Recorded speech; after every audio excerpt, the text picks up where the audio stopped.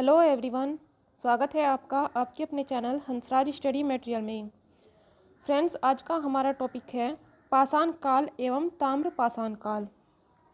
हमने यहाँ one liner question की टेस्ट सीरीज शुरू की है, जिसमें हमने सबसे पहले टॉपिक किया था भारतीय इतिहास के स्रोत। तो भारतीय इतिहास के प्रमुख स्रोत क्या रहे हैं, उनसे संबंधित जो भी वन लाइनर क्वेश्चन थे वो हम कर चुके हैं। आज का हमारा सेकंड टॉपिक है पाषाण काल एवं ताम्र पाषाण काल। आज हम इससे संबंधित क्वेश्चन यहाँ करने वाले हैं। जो भी इसमें वन लाइनर क्वेश्चन होंगे वो सब हम यहाँ करेंगे। तो फ्रेंड्स, अगर आप भी डेली क्लास ज्वाइन करना चाहते हैं तो हमारे चैनल को सब्सक्राइब कर लें और साथ में बेल आइकन भी प्रेस कर लें, ताकि सारी क्लासेज के नोटिफिकेशन आपके पास टाइम से पहुँचते रहे। तो चलिए शुरू करते हैं। देखते हैं पहला क्वेश्चन क्या है। पहला क्वेश्चन है,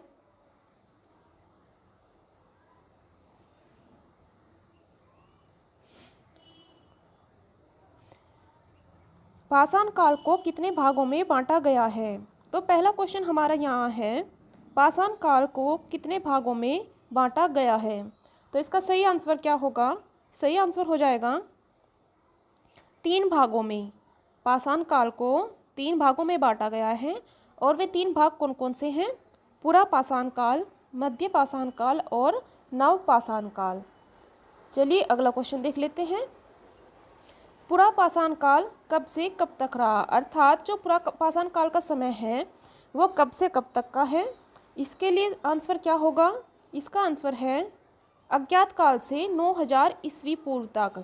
तो अज्ञात काल से 9000 ईस्वी पूर्व तक का जो टाइम पीरियड है उसे कहा गया है पुरा पाषाण काल का समय। नेक्स्ट क्वेश्चन है मध्य पाषाण काल कब से कब तक रहा, अर्थात मध्य पाषाण काल का जो समय है वो कब से कब तक है। इसका सही आंसर है 9000 से 4000 ईस्वी पूर्व तक। देखिए, अज्ञात से 9000 ईस्वी तक क्या था? वो था पुरा पाषाण काल। इसके बाद 9000 से 4000 ईस्वी पूर्व तक रहा है मध्य पाषाण काल। नेक्स्ट क्वेश्चन है, नव पाषाण काल का समय जो है वो कब से कब तक रहा है। नव पाषाण काल कब से कब तक था? तो सही आंसर है इसका 4000 से 2500 ईस्वी पूर्व तक। तो ये समय रहा है नव पाषाण काल का। चलिए नेक्स्ट क्वेश्चन देख लेते हैं। पुरा पाषाण कालीन शैल चित्रकला के अवशेष कहाँ से प्राप्त हुए हैं। जो पुरा पाषाण कालीन शैल चित्रकला थी उसके अवशेष कहाँ से प्राप्त हुए हैं। इसका सही आंसर है भीमबेटका से। भीमबेटका से ही ये शैल चित्र प्राप्त हुए हैं, और शैल चित्र ये जो चट्टानों पर चित्र बने हुए हैं उन्हें ही शैल चित्र कहा जाता है। दीवारों पर, गुफाओं की दीवारों पर ये चित्र बनाए गए हैं। नेक्स्ट क्वेश्चन है, पहिए का आविष्कार किस काल में हुआ था। बहुत इंपॉर्टेंट क्वेश्चन है कि पहिए का आविष्कार किस काल में हुआ था, और इसका सही आंसर क्या हो जाएगा? नव पाषाण काल। पहिए का आविष्कार हुआ था नव पाषाण काल में। नेक्स्ट क्वेश्चन है, सर्वप्रथम कृषि कार्य किस काल में शुरू हुआ। जो कृषि कार्य शुरू हुआ था करना वो सबसे पहले किस काल में हुआ था। इसका आंसर क्या है? आंसर है नव पाषाण काल में। नव पाषाण काल में ही सबसे पहले कृषि कार्य करना शुरू किया गया था। नेक्स्ट क्वेश्चन है, भारत का एकमात्र मानव जीवाश्म की खोपड़ी कहाँ से प्राप्त हुई है। देखिए, क्वेश्चन एक बार और ध्यान से पढ़िए। जो भारत का एकमात्र मानव जीवाश्म है, कौन सा मानव की खोपड़ी, वो कहाँ से प्राप्त हुआ है। उसके आंसर सही है नर्मदा घाटी के हथनोरा से।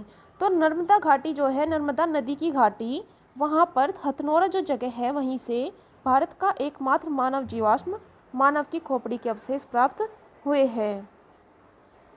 नेक्स्ट क्वेश्चन है, कुत्ते को पालतू पशु किस काल में बनाया गया। देखिए, क्वेश्चन हम जानते हैं, ये क्वेश्चन ऐसे भी आता है, सबसे पहले किस पशु को, किस जानवर को पालतू बनाया गया था। तो वो था कुत्ता। कुत्ते के पूर्वज ही थे जिन्हें सबसे पहले पालतू पशु बनाया गया था। अब यहाँ क्वेश्चन ये आया है कि कुत्ते को पालतू पशु किस काल में बनाया गया, सबसे पहले कब बनाया गया। तो इसका सही आंसर होगा मध्य पाषाण काल में। मध्य पाषाण काल में ही कुत्ते को पालतू पशु बनाया गया था। नेक्स्ट क्वेश्चन है, भारत का सबसे बड़ा मध्य पाषाण कालीन स्थल कौन सा है। देखिए, स्थल काल के अनुसार है पुरा पाषाण कालीन स्थल, मध्य पाषाण कालीन स्थल और नव पाषाण कालीन। लेकिन यहाँ क्वेश्चन में पूछा है कि सबसे बड़ा मध्य पाषाण काल का जो स्थल है वो कौन सा है भारत में।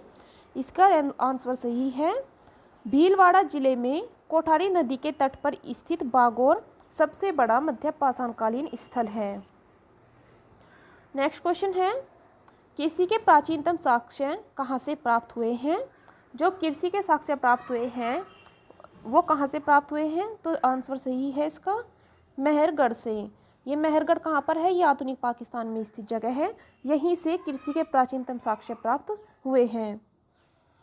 नेक्स्ट क्वेश्चन है चावल या धान के प्राचीनतम साक्ष्य कहाँ से प्राप्त हुए हैं। कृषि के अभी हमने पढ़ा मेहरगढ़ से प्राप्त हुए हैं जो वर्तमान में पाकिस्तान में है। अब है चावल या फिर धान के प्राचीनतम साक्ष्य कहाँ से प्राप्त हुए हैं, तो इसका सही आंसर है इलाहाबाद में स्थित कोल्डी हवस से।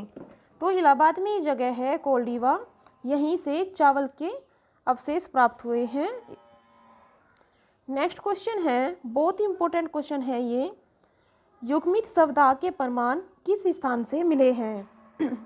देखिए यहाँ युग्मित शब्दाह बोला है, एकल शब्द नहीं, युग्मित अर्थात जोड़े में जो शब्दाह के प्रमाण मिले हैं वो कहाँ से मिले हैं।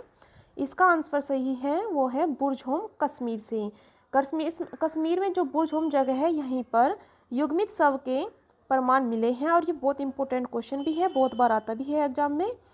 चलिए नेक्स्ट क्वेश्चन देख लेते हैं सर्वाधिक मात्रा में मातृ देवी की प्रतिमा कहाँ से प्राप्त हुई है। देखिए यहाँ केवल ये नहीं पूछा कि मातृ देवी की मूर्ति कहाँ से प्राप्त हुई है, यहाँ पूछा है सबसे ज़्यादा मात्रा में कहाँ से प्राप्त हुई है। तो इसका आंसर क्या होगा, आंसर है इनाम गांव से। नेक्स्ट क्वेश्चन है मछली पकड़ने का साक्ष्य कहाँ से प्राप्त हुआ है। देखिए जो मछली पकड़ने के साक्ष्य है वो कहाँ से प्राप्त हुए हैं, इसके लिए सही आंसर है हमारा जलीलपुर पाकिस्तान। पाकिस्तान में एक जगह है जलीलपुर जहाँ से मछली पकड़ने के साक्ष्य प्राप्त हुए हैं। नेक्स्ट क्वेश्चन है कपड़े के निर्माण में प्रथम साक्ष्य कहाँ से प्राप्त हुए हैं। जो कपड़े का निर्माण किया जाता था इसका प्रथम साक्ष्य कहाँ से मिला है। सही आंसर क्या है इसका आंसर है पय्यमपल्ली से। ये एक जगह है पय्यमपल्ली और यहीं से कपड़े के साक्ष्य भी प्राप्त हुए हैं। नेक्स्ट क्वेश्चन है आग का विकास कहाँ से किस काल में हुआ था, और ये तो बहुत इंपॉर्टेंट क्वेश्चन है, अक्सर एग्जाम में आता है। आग का विकास किस काल में हुआ था, इसका आंसर क्या हो जाएगा नवपाषाण काल। आग का विकास हुआ था नवपाषाण काल में। चलिए नेक्स्ट क्वेश्चन देख लेते हैं हिमावर्तन तथा अतिवृष्टि किस काल की प्रमुख विशेषता है। हिमावर्तन और अतिवृष्टि ये दोनों किस काल की प्रमुख विशेषताएं हैं, इसके लिए आंसर क्या होगा पुरापाषाण काल की। तो ये अतिवृष्टि और हिमावर्तन जो विशेषताएं हैं ये हैं पुरापाषाण काल की। नेक्स्ट क्वेश्चन है पाषाणकालीन सभ्यता तथा संस्कृति का अन्वेषण सर्वप्रथम किसने किया था। तो पाषाणकालीन जो सभ्यता और संस्कृति का अन्वेषण सबसे पहले किया है वो है ब्रूस फूट ने। नेक्स्ट क्वेश्चन है पुरापाषाण काल के लोगों को किस श्रेणी का समझा जाता है, इसके लिए आंसर क्या होगा, आंसर है नीग्रेटो का। इन्हें नीग्रेटो श्रेणी का समझा जाता है। नेक्स्ट क्वेश्चन है शवाधान की दाह संस्कार प्रक्रिया किस काल से शुरू हुई है। देखिए पहले क्या होता था, जब कोई मर जाता था तो उसके शव को ऐसे ही फेंक दिया जाता था या फिर बहा दिया जाता था, लेकिन जो दाह संस्कार की प्रक्रिया है ये किस काल से शुरू हुई है, इसका आंसर हो जाएगा मध्य पाषाण काल से।